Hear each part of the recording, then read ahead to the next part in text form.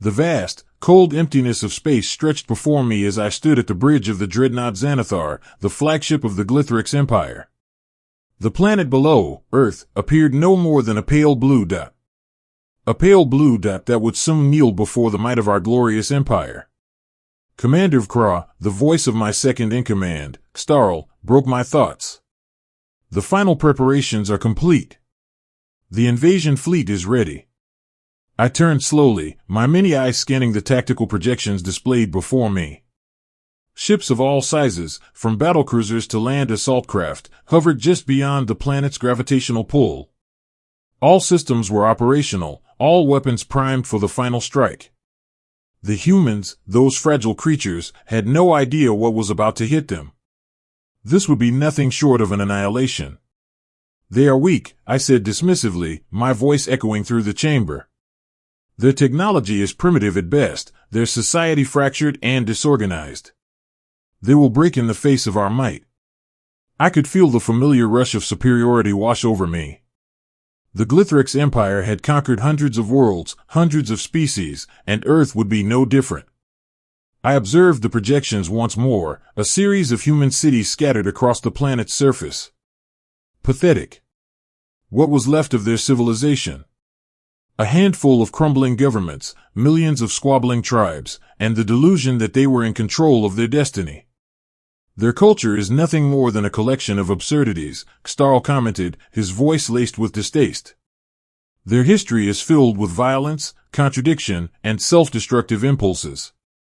They believe themselves to be superior simply because they've learned to build metal contraptions that can fly. It will be amusing to watch them try to fight back.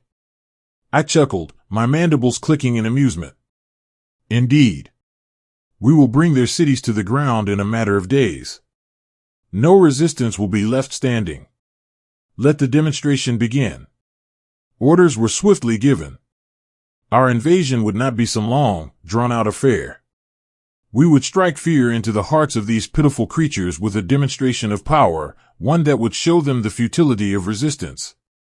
One human leader, a symbol of their fragile hopes and dreams, would be chosen. Publicly executed, a spectacle to broadcast their failure to the world. We would break them in one swift blow. The fleet would engage. Their puny resistance forces would fall in seconds. We have gathered every piece of intelligence possible. Their strongest armies, their key defense systems, Starl continued, as the tactical data streamed in. Their best hope is their primitive nuclear arsenal, but we have accounted for that. I nodded, my thoughts already on the future. Their arrogance will be their undoing. They believe their technology will somehow protect them. They fail to understand that nothing can stop the might of the Glithrix Empire. We lingered for a moment longer, watching the planet below like a predator eyeing its prey. I could almost smell their desperation, their fear, even from this distance. But there was no question in my mind, they would fall, just like the rest of them. Before we moved into position, I glanced over at my junior analyst, Croth, who had remained unusually silent throughout our briefing. He was still young, barely out of his training, and though his intellect had earned him a position in this mission, his inexperience made him unsure. Something on your mind, Croth? I asked, my voice cold. Croth hesitated for a moment, his antennae twitching. I have been studying their behavior, Commander, and there are inconsistencies. The humans, they seem to react unpredictably. Their behavior defies conventional patterns. I gave him a sidelong glance, my mandibles tightening. What are you suggesting? That we are being misled by these weak creatures? He fumbled for the words, but his nervousness was evident. Not exactly, Commander. I wonder if they are truly as fragile as they appear. Some of their responses seem calculated, unnerving, even. It's not what we would expect from a primitive species. I dismissed his concern with a flick of my mandibles. Enough. These are nothing more than irrational outbursts from a species that is on the brink of extinction. Their behavior is irrelevant. We are not here to analyze their psychology. We are here to conquer them. Starl gave a mocking laugh, the sound a sharp, shrill echo through the chamber. Croth, you are overthinking this. Do you believe that these humans can stand up to the might of the Glithrix Empire? We will show them just how powerless they truly are. Croth nodded reluctantly, clearly out of his depth in the face of our overwhelming confidence. I turned my attention back to the planet. We'll begin the bombardment in 1 hour. The humans will be shattered before the day is out. Let this be a lesson to any who dare defy us. As the fleet powered into position, I thought again about Croth's warning. It was nothing more than a fleeting distraction, I decided. Humans were simple creatures, too consumed by their own emotions and contradictions to be a real threat. The countdown began. In moments, the first wave of our ships unleashed their firepower, sending a cascade of destructive energy down onto the surface of Earth. The cities below would burn, and with them, any hope the humans had left. They would realize their mistakes when it was too late. Our victory was inevitable.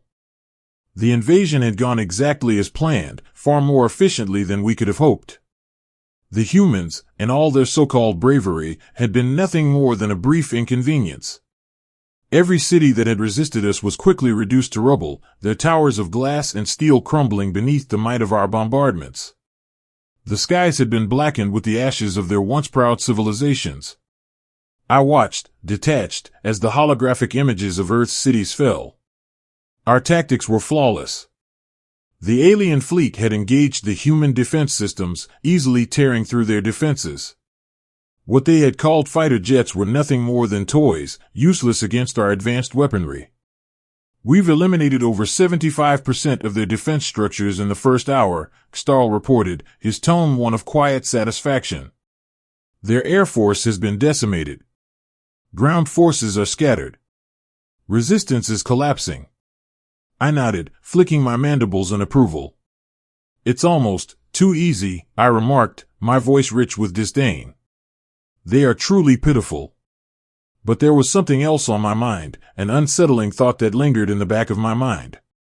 The humans, though weak and primitive, were stubborn. They had shown some semblance of resistance. And yet, despite their bravery, they could never stand up to our might. The few who dared to take up arms were quickly crushed beneath the overwhelming force of our fleets. Cities fell one after another, and still, the human leaders did not yield. We've given them ample warning, Starl continued, observing a broadcast from the human capital. And yet, they refuse to surrender. How strange. I waved my claw dismissively. They're nothing more than delusional creatures. They think they can win through sheer defiance, but they lack the will to carry on. It's all just posturing. They will bend when we break their spirit. Despite the victory, there was something odd about their behavior. There was no surrender. No cry for peace. Even when their cities were reduced to rubble, the humans remained defiant. They did not beg for mercy. They did not plead for their lives. Instead, they chose to fight back in whatever way they could, a futile resistance that only wasted their lives. You see? Starl said, pointing to one of the human leaders standing in defiance, captured live on their broadcast. These humans cling to a false hope. They think their willpower alone can overcome the inevitable. How foolish. Yes, I agreed, but a small part of me questioned the wisdom of ignoring the warnings Croth had given. His concerns about human unpredictability were still fresh in my mind. But no. They were weak. Their efforts to resist would soon be crushed. There was nothing to fear. The next step was simple, an execution. Public, brutal, and symbolic. A high-ranking human leader, one of their presidents or generals, I didn't really care which, would be shown as an example to break the morale of the rest. We would broadcast it to every corner of their world. This would be their final warning. The prisoner was dragged into the center of a makeshift arena in the ruins of what had once been a major human city. His face, defiant and unyielding, was displayed on every screen. This is your final chance, I broadcasted in their pathetic language. Surrender, and we may spare your kind. Resist, and you will share his fate. The humans watched, but not as we expected. Many of them did not cower in fear. They did not beg for their lives. Instead, a large group of them gathered around the arena, watching the spectacle with an odd kind of fascination. They don't understand, Starl observed. They cling to hope in the face of certain death. They do not know when to give up. I watched the human leader standing tall as his execution neared, his jaw clenched. And then, he spoke something that caused me to pause. "You will regret this," he said, his voice steady, almost defiant. "You have no idea who you're dealing with." I shook my head. "It's almost tragic, isn't it?" I said, my voice tinged with mockery. "They cannot even comprehend the depths of their weakness." The execution proceeded without further delay, the human leader's life snuffed out in a single, swift moment. The crowd watching from below fell silent, but there was no collapse. No mass surrender. No sign of fear. It was as though this death was simply another chapter in their long history of pointless defiance. "We've broken them," I declared, my tone firm. "It's over. The rest will fall in line. The humans will know their place." Starl, ever the optimist, nodded in agreement. "I'd wager that their resistance will crumble soon. They'll beg for mercy." And yet, as the broadcast continued, I couldn't help but feel an odd stirring at the back of my mind. There was something about the way the humans continued to resist, the way they stood together in defiance, that made me uneasy. It was as though they had accepted their fate, but had not given up on the fight. I ignored the feeling. We had won. The humans were no longer a threat. I stood in the command center of the Xanathar, the hollow charts of Earth's surface now replaced with projections of our victory. The humans had been broken, their cities in ruin, their military scattered and demoralized. Yet despite the success of the invasion, some small, insistent itch, remained in the back of my mind. It had lingered ever since the public execution of that human leader, the one who had spoken with such unshakable conviction before his death. "You will regret this." I had dismissed his words then, but now, even as our victory seemed absolute, I couldn't ignore the feeling that there was more to this than we had anticipated. I rubbed my mandibles thoughtfully as I gazed out at the still burning ruins of a human city. "It's too quiet," I muttered. Starl, who had been silent for most of the mission, shifted uncomfortably. "Commander, we've already exterminated their most capable leaders. Their cities are all but ashes. There is nothing left." And yet, there it was again, the nagging sense that something wasn't right. "Continue monitoring their communications," I ordered. "We've only just begun. There's no such thing as too much caution when dealing with a species this unpredictable." Suddenly, a low beep from one of the consoles interrupted our thoughts. A warning. A signal, human in origin, had just been detected. Where did this come from? Starl demanded, his voice tinged with curiosity. I turned sharply to the technician at the terminal. "Report." The technician's hands flew over the controls. "It's impossible, Commander. This signal is coming from an area we've already cleared. The human resistance was eradicated there weeks ago." I stepped forward, my eyes narrowing. "What do you mean impossible? We destroyed their forces there. Their communications should have been completely severed." "I don't know, Commander," the technician replied, sweat beading on his forehead. "It's a message of some sort, but it's not what we expected. It's not a call for help. It's a counter-transmission. They're sending out coordinates, encrypted communications, and weapons data." My antennae twitched. "Impossible. They can't be this organized." Starless' voice was almost a hiss. "Let's see the coordinates." The map flickered as the technician displayed the transmission. And for the first time, a feeling that had been slowly creeping into my mind broke through into full realization. The coordinates weren't just random. They were leading to the exact location of one of our fleet's supply depots. Our most vulnerable position. I blinked in disbelief. This can't be right.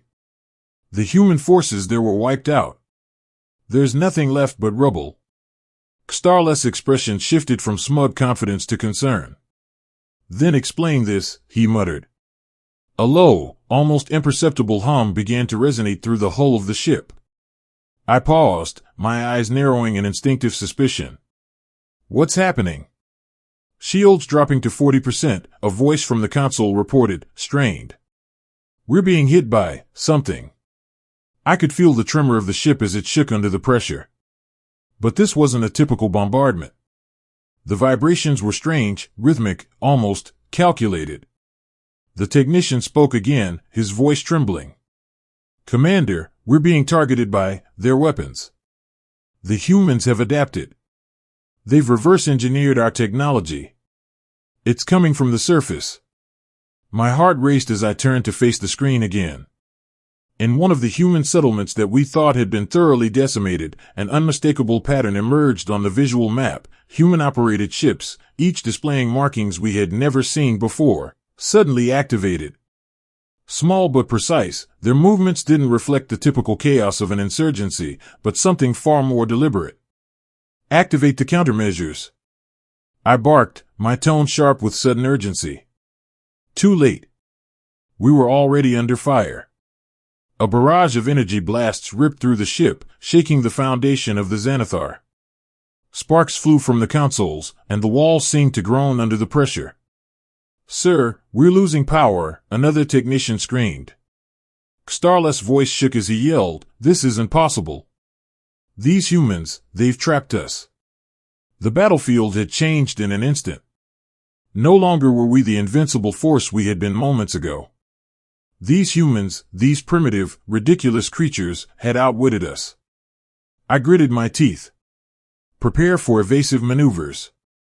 Target their launch sites. We cannot afford to be caught in another barrage. But as we engaged our evasive tactics, I knew, deep down, that this wasn't just a counterattack. This wasn't just a last-ditch effort by a desperate species. This was their plan all along. Every move, every desperate resistance, had been part of a larger, more intricate trap that we had walked right into. The Xanathar shook violently as another round of fire slammed into our hull. The energy shields were barely holding, flickering with every hit. I felt the weight of the situation settle on me like a crushing weight. The unthinkable had happened. We were losing. I stood, my mandibles clenched in frustration as I scanned the damage reports flashing across the control panels. The alien fleet, which had once numbered hundreds, was now scattered in disarray. Ships that had been poised to crush humanity's last defiant act were now retreating in chaotic, disorganized flight patterns. We can't hold much longer, Starl hissed from my side, his voice strained. We've underestimated them. This shouldn't be possible. How did they? I shook my head, cutting him off. Don't waste time with questions. Focus on survival. The command center was filled with frantic activity, officers barking orders, trying to maintain some semblance of control as the ship continued to rattle under the onslaught. Our once pristine battle stations were now reduced to chaotic flashes of sparks and static. We had underestimated the humans, yes, but it was more than that. They had turned our own strength against us with a precision and ruthlessness I had not thought possible. Damage to the engines, a voice from the tech station called out. We're losing propulsion, Commander. I glanced out the viewport, my eyes wide as I saw it, the impossible. A human ship, small but remarkably nimble, was slicing through our lines, dodging fire with ease. Its movements were chaotic, unpredictable, as if designed to defy every law of battle strategy that we held to be self-evident. It was a marvel of madness, a true testament to the resilience and unpredictability of humanity. Get us out of here. I ordered. Activate the hyperdrive. We need to fall back. Now. But there was no response. The Xanathar systems had been compromised beyond recovery. The humans had done it, each countermeasure we deployed had been anticipated, countered, or sabotaged. Their strategy wasn't just tactical, it was psychological. They were using their very unpredictability to dismantle us, one layer at a time. This is impossible. Starl growled. How can we be beaten by such chaotic, random creatures? I watched helplessly as one of our cruiser ships exploded into a fireball just outside the viewport. The humans had turned their once feeble resistance into an impossible force, their seemingly irrational decisions now making perfect sense. They had baited us, lured us into a situation where our arrogance blinded us to their true capabilities. They are not random, I murmured, realizing the depth of my mistake. They're adaptable. They fight not with the precision of our strategies, but with the raw, relentless force of their will. They refuse to yield. They won't follow the patterns we expect. That's what makes them dangerous. A terrible silence fell over the command room as the reality set in. We had miscalculated everything. We had thought the humans would collapse under our superior technology and firepower. We had thought they were simply a species to be crushed, erased from the galaxy like so many others. But the human spirit, their determination, their absurd, unpredictable nature had caught us in a trap. They had made us underestimate them, and now we were paying the price. "Commander, the human ships are breaking through our lines," one officer reported. "We're being surrounded." I turned to face him, trying to maintain some semblance of composure. "Then we fight back." But even as I said the words, I knew it was futile. The Xanathar was crippled. Our forces were scattered. The humans had turned the tide, and there was no escape from the relentless advance of their counterattack. I sat in the dimly lit holding cell, my once imposing form reduced to little more than a prisoner. The metallic walls seemed to close in around me, a constant reminder of how far I had fallen from the commanding heights of the Glithrix Empire. Once, I was a commander, feared and respected across the galaxy. Now, I was nothing more than a captive, forced to endure the relentless irony of my own defeat. In the days since the Xanathar's retreat, I had been subjected to the humiliation of captivity. My ship had been captured, my fleet destroyed, and I, once the ruler of hundreds of star systems, now found myself at the mercy of those I had sought to crush. The humans, the very creatures I had once dismissed as weak and inconsequential, had shown me the full extent of their power. They had done the unthinkable, they had defeated us. But what was even more disturbing than our loss was the growing realization that humanity was not just a defeated species. No, they were something far more formidable. They were survivors. Adaptable. Unpredictable. And now, they were the ones in control. I had been brought to Earth after the retreat, though I was now little more than a prisoner among them. They had stripped me of my armor and weapons, shackling me in chains of energy that sapped my strength. But even in my weakened state, I could not deny the truth: humanity had earned this victory. And what's more, they knew it. I had been placed in a holding facility designed to study and interrogate prisoners of war. The humans were methodical, but not cruel. I had been treated with a kind of detached curiosity, as if my defeat was a puzzle they were eager to solve. They had already begun their attempts to understand our technology, reverse engineering it with astonishing speed. And though their methods were primitive compared to our own, I could see the potential. I could see the way they adapted, improved, and learned from every challenge. It was a terrifying thing to witness. "You know, I've been thinking," a human officer said one day, standing on the other side of the force field that separated us. She was young, with sharp eyes and a no-nonsense demeanor. "You thought you could crush us, didn't you?" I did not answer immediately. Instead, I studied her. She was not an interrogator, but there was a sharp intelligence behind her gaze, a curiosity that reminded me of Croth. "You were not even a challenge," I muttered, my voice low and bitter. "We had you on the edge of annihilation." "How did you?" "You didn't understand us," she cut me off, her voice calm but firm. "You thought we were just like any other species you'd conquered. Weak. Predictable. You thought we'd fold under your might. You were wrong." The words hit me harder than I expected. In my arrogance, I had truly believed we would wipe them out with ease. The Xanathar had been unstoppable, we had been unstoppable. But the humans had not folded. They had adapted. They had used our mistakes against us, turning our technology, our tactics, our arrogance, into their own weapons. "How many times have we heard that?" she continued, her voice carrying a mix of frustration and something else, something akin to respect. "You were wrong about us. And now, we have the power. We're going to rebuild this galaxy. We're going to do things your empire never could. Together. I looked at her, my mind spinning with the implications. Rebuild? You have no idea what you're talking about. You've won a battle, not a war. You've defeated an empire, but you cannot sustain what we had. You will fracture. You will turn on each other. It is inevitable. She smiled at me, and there was no mockery in it, only an odd sense of understanding. Maybe, she said. But we won't stop trying. And we won't make the same mistakes you made. We're going to make this galaxy ours, not just by force, but by cooperation. By uniting species, not subjugating them. There's something you didn't see in us. Something you could never have understood. Her words struck a chord deep within me, and I could feel the sting of truth in them. The Glithrix Empire had conquered hundreds of planets, but we had never known the strength of unity, of mutual purpose. We had ruled through fear, through division, through absolute control. But the humans?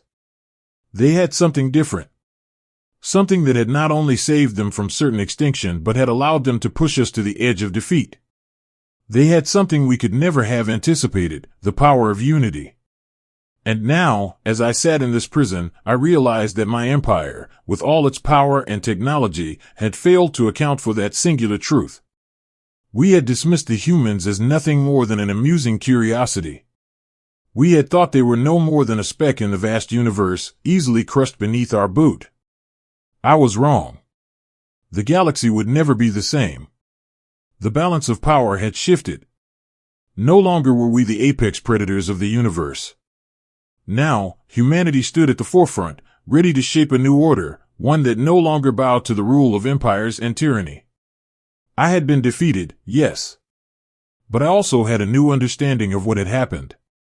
These humans, with their boundless creativity, their chaotic, unpredictable nature, had shown us the true meaning of resilience. They had not just fought for their survival, they had fought for something greater. They had fought for a future that wasn't bound by the mistakes of the past. And that future, I realized with a bitter pang, would not belong to the Glithrix Empire. It would belong to humanity. As I stood there in the prison cell, my thoughts were interrupted by the officer's voice again. This time, it was softer. Don't worry. You're not going to be destroyed. We don't need to destroy you. We'll study you. We'll learn from you. And when the galaxy is united, you might even be given a place in it. Her words hung in the air, a final, sobering reminder of the new order that was coming. And I, once the mightiest commander in the galaxy, was left to witness the birth of that new age. I looked out through the force field, the Earth outside now a symbol of humanity's resilience. A small, pale blue dot that had once seemed so insignificant to me. But now, I knew better. Humanity had won. And the galaxy would never be the same.